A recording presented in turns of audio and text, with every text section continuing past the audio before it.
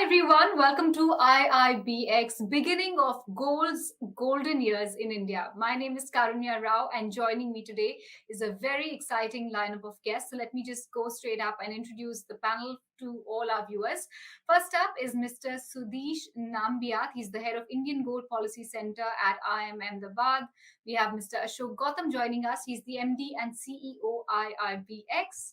Mahendra K. He's the country head of Precious Metals Division at Karur Vysya Bank. And finally, we have Mr. Paresh Hede from Refinitiv. Gentlemen, thank you so much for taking time out and chatting with us today.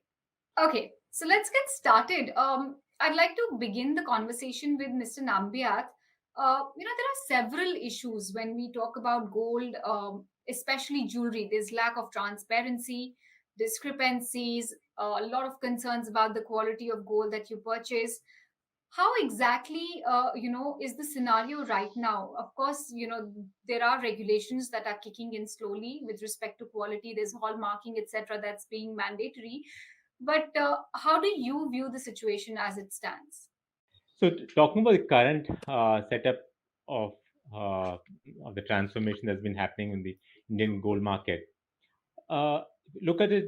One of the prime things that's on building the confidence among the consumers about the kind of products that they're going to get, whether it be the refined bullion or jewelry. So there's a hallmark that became mandatory that ensures that uh, mm, uh, the 14, 18, 22, and 24 karat jewelry are all hallmark pieces is what that they get. So the consumer confidence is one thing that is being or the protecting the consumer interest is what is being worked on largely. That's on the domestic space. But if you're looking at the whole set of why the various market infrastructure institutions that are being come up, that like IIBX or the domestic spot exchange, the primary goal here is to create transparency in the trade. One, transparency for not for government assets, but it is a transparency for those stakeholders across the value chain by bringing in various levels of disintermediation. So IIBX in this case brings in a disintermediation is by being able to supply gold directly to a retailer, maybe you can call it as a qualified jeweler or a bullion dealer directly without they depending on a bank, a nominated bank or nominated agency. So in this process, they eventually are able to make quite a and the markup that they tend to lose out to the suppliers is something that they're able to make up over there. That's in short. So as we discussed, I will come more on that front. Ashok, how is IFBX looking to address these issues, whether it's discrepancy of prices, quality, or any other concerns and challenges that surround the sector right now? Thank you very much for giving me the opportunity to be on this show and through your show, reaching out to a much larger audience. India International Bullion Exchange IFSC Limited has been set up in the IFSC area of the GIFT city, which is the GIFT SEZ. This is essentially a US dollar area. So what we have attempted to set up is an international bullion exchange. The idea is that can this international bullion exchange be the gateway for bullion import in the country? As you know, today bullion, uh, both gold and silver. So we'll first talk about the gold as of now. Is imported in the country through nominated banks and nominated agencies. So now there is another channel which has been allowed. So DGFT has issued a notification whereby an entity which is uh, meeting the requirements of being called qualified jewelers can import gold through IIBX. For this, our regulator IFSCA has set up certain norms. If those entities meet those norms, then they get to be called qualified jewelers. And as a qualified jeweler, they can come on the exchange and put their bid to take the gold bars. Uh, what we are trying to do on exchange is, as Mr. Nambiat also said, On the exchange, you get the price transparency. There is a very democratic way of dealing on the exchange. So the prices are what you see, is what you trade, is what you get. This is one thing. And second thing, what we are trying to attempt is that by setting up this international exchange in the free trade zone, we'll be able to also attract the global players to come there and start trading. So there will be two parts to it. One is enabling the import in the country. Second is to provide a platform for the international players to come uh, park their gold in the vault facilities which are coming up in the IFSC area and start trading and making prices for the gold. What we are quite hopeful is that because of the stringent supply and quality norms which will be stipulated by the exchange, we will be able to provide the best quality gold, A, and B, the best price which will be available through price discovery. And we believe that the qualified jewelers who will be coming on our platform will certainly be benefited from this trade. And not only they, because these qualified jewelers in turn will be making the use of this gold to make jewelry Hmm. and do further trades in the country, it will be overall beneficial for the economy also. Since you mentioned price discovery, how exactly is IBX going to enable this? So as you know, on an exchange, there will be various players who will be coming as a supplier, and there will be various players who will be coming as buyers. And similarly, one of the lots of that will be the qualified jewelers who will be coming as the entity allowed to import. So on an exchange, as you know, the buyers and sellers are there. They put their bid and offer, which is visible to all. And as the bid and offer start matching, that is the price which gets traded. So that is the transparent price which is available to be seen by everyone who is coming on the exchange. It's not that you are a big player or a small player, so you will get different prices. So Hmm. as you know, our trading will be in the form of bullion depository receipts. So the 995 bars will be in the 1 kg lot, and the 999 bars will be in the 100-gram lot. So these BDRs can be very freely traded. These are the notified securities which can be traded on the exchange, and it will certainly provide a lot more flexibility for the qualified jewelers to put their bids and get the prices which they see, and then they get those prices. Arun, government, as we all know, recently launched the country's first international bullion exchange. But talk to us about this new ecosystem. Does it have everything it takes, so that the glittering commodity can operate seamlessly? Surely. Arun Kumar here. See, when one of the visions of Prime Minister was that we should be the price setters for some of the largest traded products. This was one of the vision statement that the Prime Minister Honorable Prime Minister had mentioned in 2017 at the time of launch of India International Exchange. So this establishment of the bullion exchange is taking this step a little forward, because for bullion, what happens is India is one of the largest consumers of gold, second only next to China. So after being the largest consumers of gold, and still we are taking prices from international venues rather than being price setters. So this in a way, and the setup of this international bullion exchange, in fact, was envisaged during the budget of February 2020 by the finance minister, and then post that the IFSC was set up, and then IIBX was established. So the interesting thing in GIFT is that everything is traded in a currency other than INR. So even bullion is going to be traded in US dollars.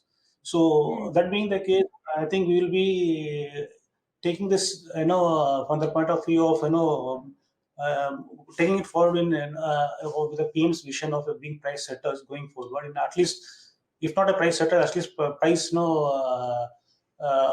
at least in those directions we will be moving. Mahindran, why don't you also chime in here with your views? Because tell us what are the possibilities that you foresee with IIBX, especially for the smaller and medium-sized traders. Yeah, I think firstly, I would like to take this opportunity to quickly congratulate Mr. Ashok for taking over as Indian CEO of IIBX. All eyes are on IIBX. As Mr. Arun also said, India is one of the largest gold consuming country, the second largest, almost 1,000 tons. And in any market for that matter, we the consumer will have a share in trying to have a say in the price. But unfortunately, in the case of gold in our country, though we are the second largest consuming country, we don't have a say. So the one good step which has happened now is with the launch of India International Bullion Exchange. There will be larger participation, global participants in this. People will be able to quote the prices, quote customers across India would be able to participate. Of course, there are some definitions and parameters under which people can trade.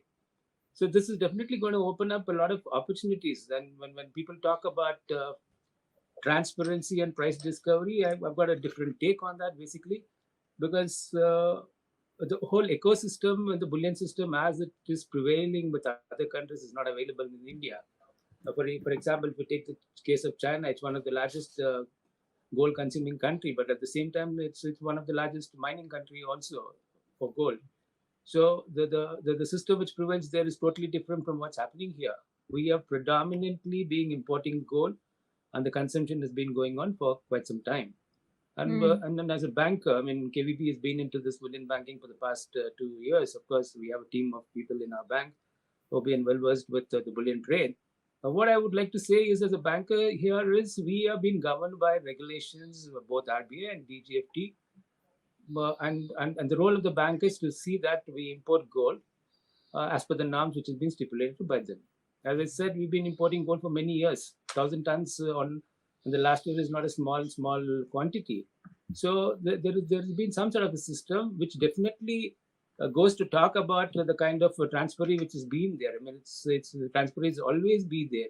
Maybe it might add a little more in terms of transparency once the bullion trade happens, and the kind of participants which we're going to have there will be more, not just the domestic players, who could also be the foreign global players in that. That's the kind of transparency which I envisage which is going to happen.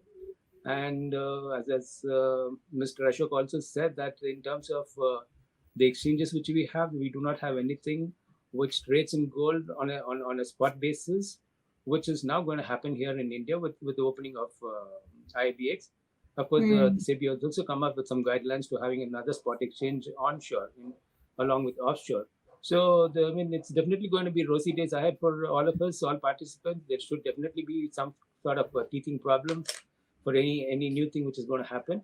But the government, as it said, has opened up many things in the sense that we need to be a major player, a major participant in terms of pricing, in terms of our gold, which is there here, which has been accumulated for so many years, has to come out of the shelves because the impact of gold as a commodity has got the bearing on the CAD, on the outflow of foreign exchange from India.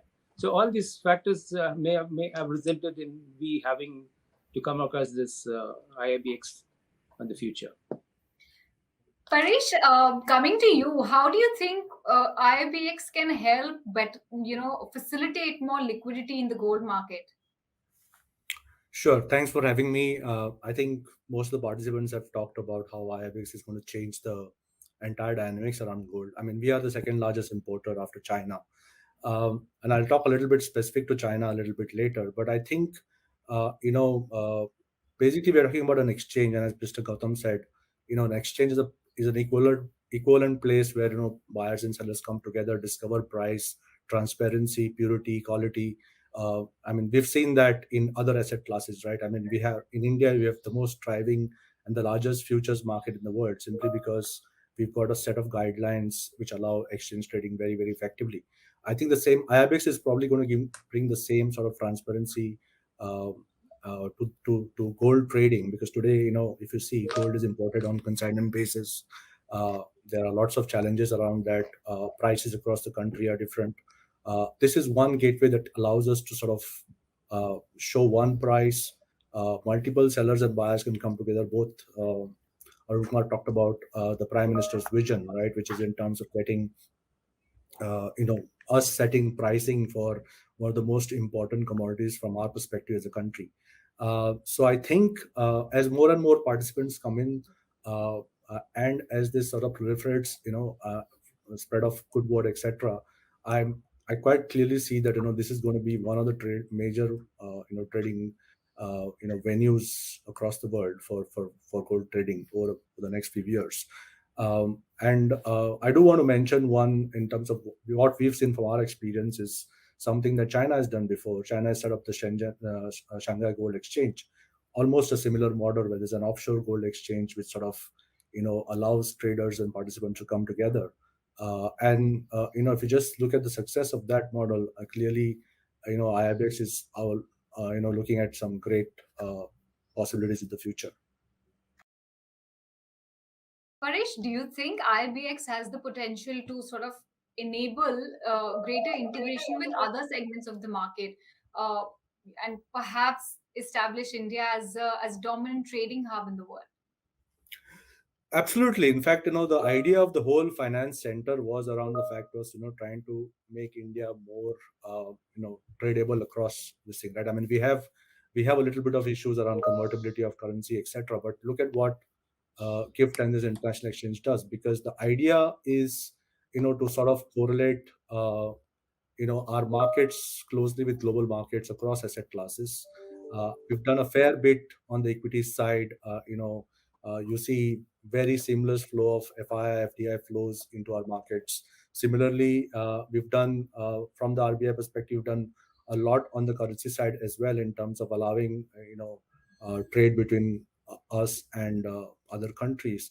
I'm quite sure that, and gold bullion being such an important commodity to our national interests and to our economy, I think, and by the way, this is all dollar denominated, right, currently. So it is linked to foreign exchange, etc. So I think this is all, sort of going to put us strongly in basically a place in the world. Okay. Siddhesh, can you also tell us what's in store for the average buyer? Can he or she purchase directly from IIBX? Okay. So by when it can be done is something that I leave it to Ashok. So yes, through the LRS, it can be enabled for a retail investor to directly access IIBX and buy BDRs. So BDRs in that case, which will have to be denominated of a lower uh, of a lower value. When I say lower value, the currently we are talking about 100 grams and kg bars. So if you're looking at smaller investors who want to accumulate as a accumulate the gold in the IFSC zone through the IIBX, then we may want to start looking at having in 5-gram BDRs or the 10-gram BDRs. So that's one opportunity. And later, even if one starts to look at, let's say, launching an ETF through the exchange, so that again opens up new opportunities.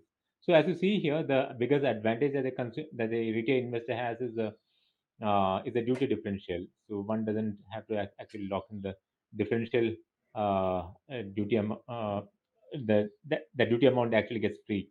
And it's about 10%, 10.7%. Uh, and over a period, it actually turns to be really high when you're accumulating it. So yes, retail investors would have a direct access at one point in time. Maybe Ashok would throw more light on when it could actually be possible. Uh, Yeah, Ashok, why don't you tell us? Okay, so let's go by step. Obviously, with the opening of this India International Bullion Exchange, and as we go on, we'll have to think of lot many financial products around the bullion ecosystem. Let's talk about gold ecosystem, and that is something which would be our first intent. Let's understand it step by step. Okay, so what we are saying, qualified jeweler, we have already explained. Then we talk about the traders who come on the International Bullion Exchange, and they buy and sell BDR, which is backed by the physical gold. Essentially, this is a spot exchange where we have contract today on T plus 0, then also T plus 2, and later we'll see how we progress. Uh, so what you can do is in a T plus 2 contract on a basis of a margin paid, you can uh, trade in BDR, and at the end of the period, you can decide to either square it off or take it into your account. These are for the traders. So are we looking at creating wealth banking and from the private banking side products for the wealthy individuals across the globe? I'm not only talking about the LRS because that is something which I don't want to talk at this point of time.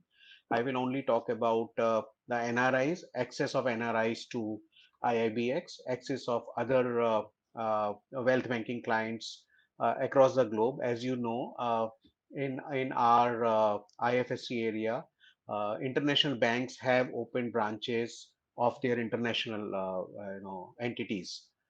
So they have access to wealth banking clients, large clients who would at some point of time like to invest in BDRs. So why not? If the global investors want to invest in US dollar denominated gold products, please start looking at IIBX, and these will be, we're launching these products as we go on. Another thing which we'll also have to create is how do we also bring in other financial products? For example, can we think of accumulation plans? Can we think of periodic investments plans? We'll have to also see that how mutual funds create products related to ETF. Those ETFs get listed on our exchange, and not only that, can we also think of repo products being launched where the BDR, which is in the account with the depository, can the dollar be lent or borrowed against it as a collateral security at the exchange? There are a number of things which we have to look at. Not only that, we'll have to also think of gold leasing products. We'll have to also think of gold metal loan products, and possibilities are enormous. We'll go as we take these steps one by one. But I firmly believe, and this is what I keep on saying, that for us to settle the things on qualified jewelers, enabling them to import gold through exchange becomes our bedrock. And this is something on which we are working. And we believe we'll be able to give fairly good value on that. And later on, all these products will be built on. And these are just illustrative. We have a 5-year plan already, but we'll go step by step. So, will other countries also be allowed to store their gold here? And is there any, update on the security measures? I'm so happy that you asked because I probably missed that. And this is also one of our intentions that on our exchange, our South Asian neighbors, they actually clients from there, they also come and trade. And not only that, why not the central banks of other countries, buy the gold from us? And as you know, on the oil side, country has already created large depots where oils are stored, and here we are creating the world class vaulting facilities in IFSC area. And probably at some point, I'll request you to come and do a program on the vaulting, facilities which have been created or are being created in the IFSC area. And you should also know, and your audience should also know, we would probably be providing in the globe the cheapest vaulting facility with meeting with the best of the international standards. So the plans would also be where the gold which is in our vault and the gold which is in London vault, Hmm. whether the entities who are on this exchange, can they do a location swap between two centers? Can our vaults be also used by other countries to store their gold? And we can think of number of such things, but our aspirations are international, our aspirations are global, and that is what IIBX is there for. All right, point noted. Arun, Will it be cost effective for importers to bring gold through exchange rather than through consignment basis? Is it a prudent idea? And if so, then how will it work?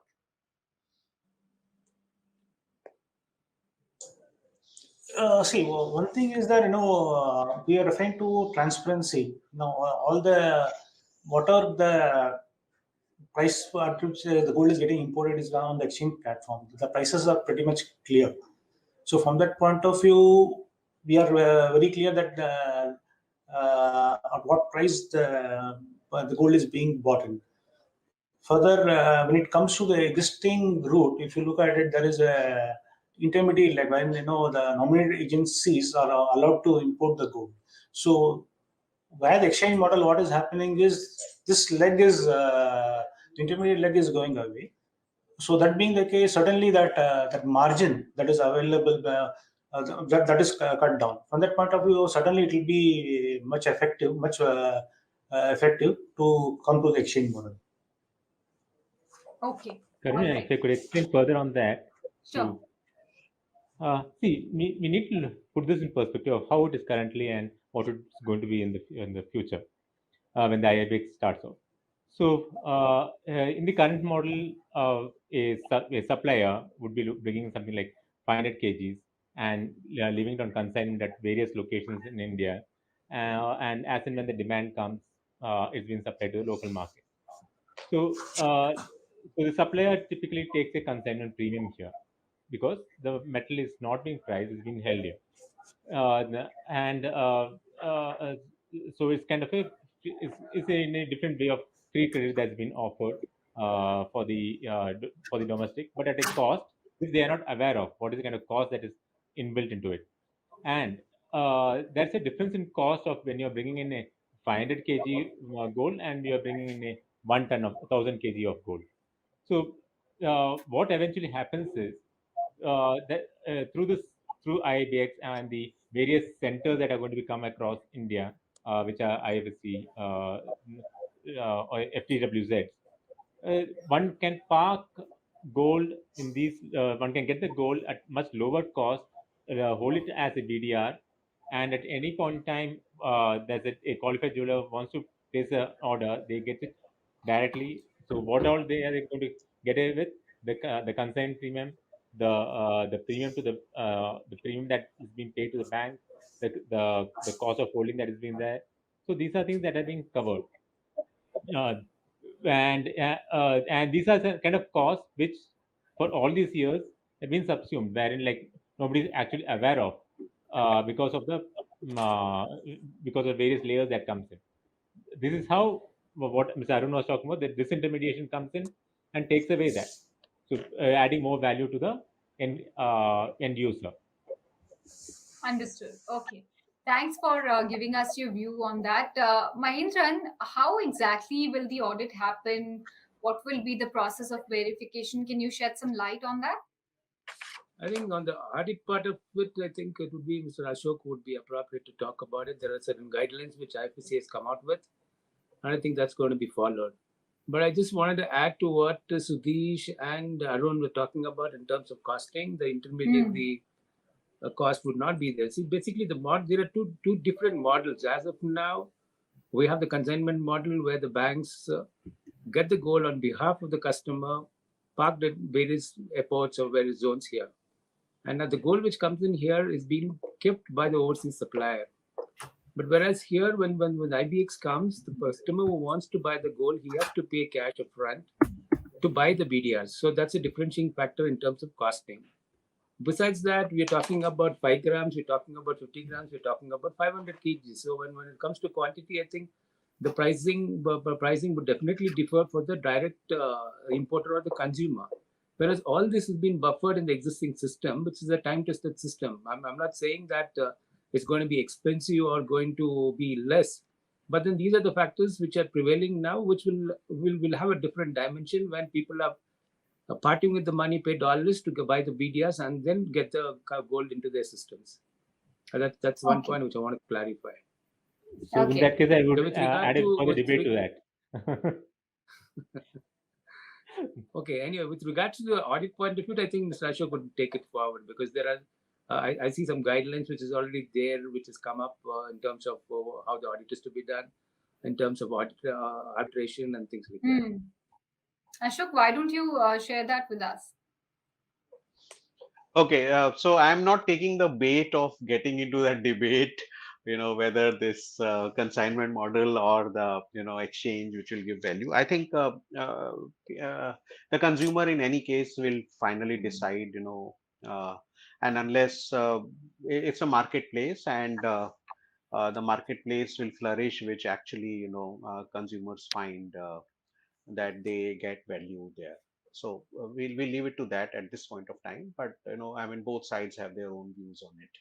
No, Now I was coming to talking the about the audit yeah, guidelines. yeah, I'm coming to that. I'm coming to that. I was just responding to the points which are going on between, yeah, because I thought that is also important. And now let's come to the audit part. So obviously there are guidelines which have been issued by the regulator, and our exchange also has come up with certain guidelines, and there are a little bit more work is also in progress. As you know, there is right now one vault which is there in the IFSC area, which has been given approval by the authority, and there are other vaults also coming up. And as Mr. Nambiath mentioned, we hope that at some point of time we will have more centers across the country, which where the vaults in the free trade zone will be under IFSCA. So obviously, when the in the physical form is there, there would be various checks and balances which will be built in, so that at any point of time, when the audit is done, so audit would entail 2 3 points. One is obviously the quantity which is there.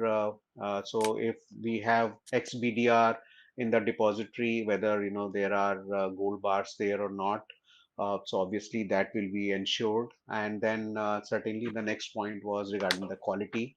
For the quality, we are also what we are doing is there will be an assayer also appointed, that in case if somebody has any doubt or dispute regarding the quality, that assayer will be there and he will be able to certify that. So in any case, many of these things are ab initio taken care of because of the stringent sourcing norms which have been put on the exchange. But nevertheless, audit is a very important task which will be ensured. So there would be occasions where we exchange acting as a frontline regulator will have their own audits. Depository also will have their own controls there. Another thing which we are trying to do is, bring it on the blockchain, many of these things. So at all points of time on a distributed ledger basis, various stakeholders, so that is the depository, the clearing, the exchange, the vault, and even the customs, they all are aware what gold bar is where in which vault. So I think Hmm. as we go on, these are the things which will give a lot of confidence to the industry and to the suppliers and to the buyers, and we will see robust trades happening in through IIBX. I want to bring in Paresh as well. There's a general there's a general perception in the market at present that this exchange will help only large bullion dealers. Firstly, if you could help us understand why does India need a gold spot exchange in an offshore location, and what would be the benefits for participants at large? Well, again, I think probably I'll try to answer part of the question in terms of just why does this make more in terms of just participation. I think there are guidelines laid out in terms of who can participate and who cannot. In terms of I think your question is more in terms of can retailers participate, etc. I think we'll get there in some point of time, but I think the two things, right? When you set up an exchange, and that's been seen globally, especially with respect to bullion, the best example for us China, which has already done something like this, and we've been part of that process as London Stock Exchange Group and Affinitive.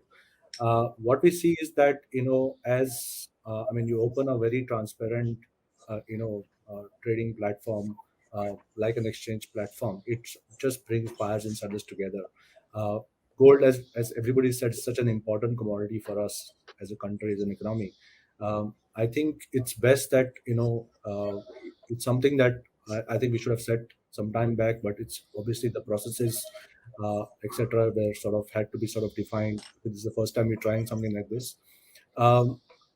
I think, I mean, and you can just see, from the example of, markets like, the equity markets today that, there are well functioning equity markets that we have in India, right? Look at the depth and the liquidity that they have brought to the country. I think a similar thing can definitely happen in the area of bullion and gold, because simply having a transparent exchange mechanism just brings on liquidity, and liquidity begets liquidity. Um, I think one important thing that people need to take care of is finally everything is pegged to a currency, which is the US dollar in this case. So there is, and Mr. Gautam talked about bringing more innovative products like repos, etc., to the value of gold, etc. And now again, all of that pegged to foreign currency. So I think it's important that people also, figure out good hedging mechanisms when they're trading on these platforms, because there is a currency volatility that also plays around in this of things. But since it's coming in an offshore location, how could trade disputes be taken care of? Anything it's any grievances is usually goes to IIBX and the IFSCA, and IIBX is expected to resolve. Just in case it doesn't happen, then goes to Gujarat High Court. That's where it works. Now IFSCA is coming in an arbitration mechanism in place, arbitration center in place. So that will eventually would be taking care of the kind of various trade disputes that would come in. Yeah, I think you have covered Nambiarji, and this is essentially how it is. And regarding the disputes, obviously we all believe that there will not be any disputes, but we all have to be ready for it, because in the trade any eventuality can arise. Obviously, there are mechanisms which are there. So IIBX as a frontline regulator will certainly be stepping in, and but obviously whenever there are issues which cannot be resolved at our end, the regulator obviously steps in, and there is a Gandhinagar High Court where a matter after that can be taken up. At what point of transaction does import duty have to be paid, Ashok? I think that is very clear. Once you have the BDR in your account with the depository, and you have an intent to take it to the DTA area, that is the point at which you have to pay the import duty. It's very clear. And our depository is also very proactively working with the customs authority. They are also working on developing a API, so that on an online basis the information can flow to the customs, that for ABC client, this is the quantity which is getting converted, that is the BDR is getting extinguished and it is getting converted into the physical gold, and this needs to transfer to the DTA area. So at that is the point of time where bill of entry will be prepared, and the customs duty will be required to be paid. And now then it's the usual process. The all the players who import, they know how the customs duty is to be paid, so the usual process kicks in. Karunya, you had asked about is this going to give a more power to bullion dealers? I think that's a question that needs to be more detailed here, because it's actually a myth that it's going to be more power to bullion dealers. Because when you look at it, there is this qualified jewelers. The criteria is very simple, just 25 crores. And look at the number of jewelers that actually fit into the 25 crore criteria. So many number of jewelers are going to come in here. Okay, that's one part. The secondly, you look what is the volume that are happening in the gold metal loan space. It is annually it is just about 120 tons, and the rest 500 to 550 tons is actually outright business. So those all those outright businesses who are ultimately buying it is the jeweler. So jeweler are the one who are going to create the market here, right? Bullion dealers again would be an intermediary for facilitating many smaller jewelers in the class 3 and class 4 town. That's why we envisage that they would be more expanding the business towards, and rather than concentrating in the city-based jewelers or class A-based jewelers. Okay. Arun, any closing comments from your end about the possibilities that IIBX brings to the table, whether it's price discovery, integration with other markets, or anything else that you'd like to add? Thank you. Surely.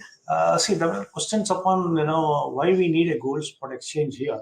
Now, and in my earlier thing, I had mentioned that we need to be price setters. Now, if you look at the gold that is being traded in India, also it is in INR terms. Also, there are various other factors in the pricing that is built into, like the duties, the delivery cost, everything. So, from that point of view, although we are one of the largest consumers of gold, and the quoting is in INR, so we may not be, we are not able to set the price. But here, what is happening is we are quoting based on international prices in dollar terms. And as Mr. Ashok Gautam had mentioned, it is going to be based on international prices, and the customs duty applies only when there is an intention for them to import it into the domestic tariff area. And what is important is also what we are looking at is what we are trading is the BDR, bullion depository receipt. Now we have got physical gold which is backed by a bullion depository receipt, and when the trading is happening here, and whenever you want to import, only at the time the customs duty gets triggered, because then you can say you remat the gold and take it back into the domestic trade area. So from that point of view, I think we are in the right direction for to ensure that we we establish a proper market. And although a lot of jewelers are a lot of imports happening from outside into India, if it is happening to the IFSC, then we will be able to establish a proper market here. Thank you. Okay. On that note, gentlemen, I'd like to wrap up the discussion. It was very engaging. We've got to know all the facets and nuances of IIBX and how it can facilitate traders of various stages and various sizes, and what it brings to the table. Thank you so much once again for joining in and taking time out for this engaging conversation.